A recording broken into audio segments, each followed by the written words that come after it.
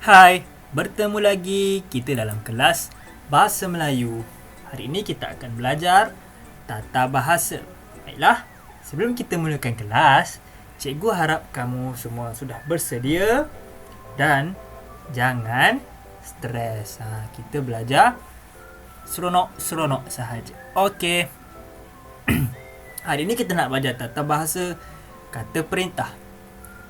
Okey, kata perintah bertujuan untuk menimbulkan tindak balas terhadap perintah, arahan, larangan dan sebagainya. Jom kita sama-sama tengok contoh-contoh kata perintah. Dekat sini ada beberapa contoh kata perintah yang kamu selalu dengar dan macam mana kita nak guna kata perintah ini. Okey, kata perintah yang pertama.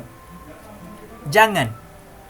Jangan kita guna untuk melarang melakukan sesuatu.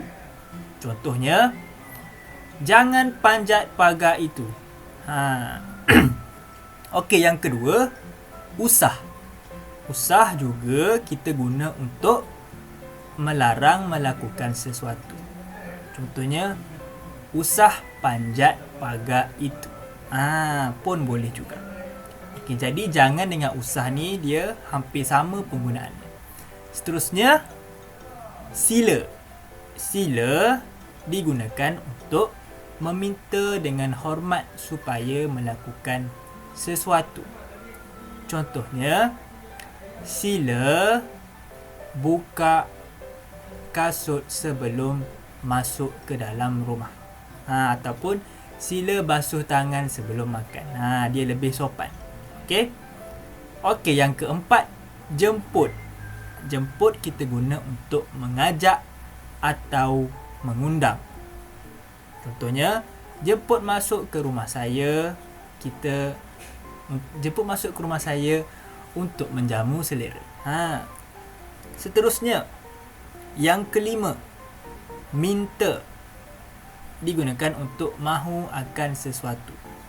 Contohnya, minta perhatian kepada semua murid tahun 1 Arif.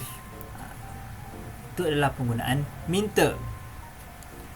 Seterusnya, tolong.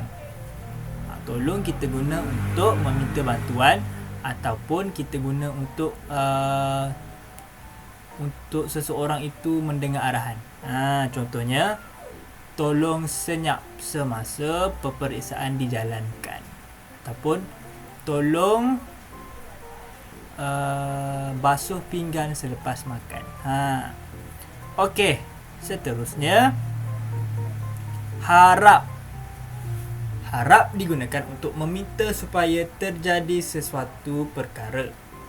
Contohnya, cikgu harap semua murid dapat menyiapkan kerja yang cikgu bagi. Itu penggunaan untuk harap. Okey, jom kita tengok contoh yang ada dalam buku teks muka surat 55. Okey, kat sini dia ada bagi 4 contoh kata perintah. Yang pertama, cikgu baca, sila duduk di sini, cikgu. Ada murid pelawar untuk cikgu duduk. Jadi digunakan perkataan sila. Sopan lah. Okey, seterusnya. Jangan biarkan dia terlepas. Seterusnya, jemput. Jemput, contoh ayat dia, jemput minum air ini. Seterusnya yang keempat, kata perintah tolong.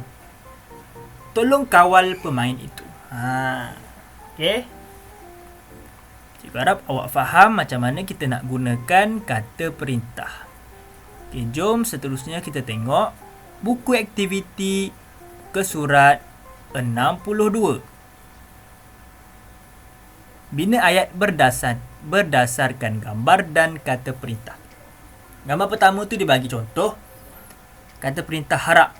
Jadi ayat dia buat harap dengar dengan teliti. Untuk gambar yang kedua, okey, cikgu tak nak tulis jawapan, tapi kamu kena dengar dan boleh ambil jawapan cikgu ataupun kamu boleh tulis jawapan kamu sendiri. Contohnya dia bagi kata perintah sila.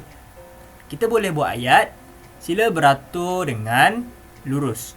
Ataupun sila beratur dan jangan bercakap. Ataupun sila beratur mengikut kelas masing-masing. Pun boleh. Yang ketiga, kata perintah tolong. Jadi, kita boleh buat ayat, tolong lompat dalam gelung itu. Ataupun, tolong susun gelung itu. Tolong simpan gelung itu. Boleh juga. Yang keempat, perkataan jangan. Kita boleh buat ayat, jangan bermain badminton tidak memakai kasut. Ataupun jangan berlari semasa bermain badminton. Ataupun jangan lupa memakai kasut sukan. Pun boleh. Banyak jawapan yang kita boleh buat. Okey, seterusnya kita buka buku tulis.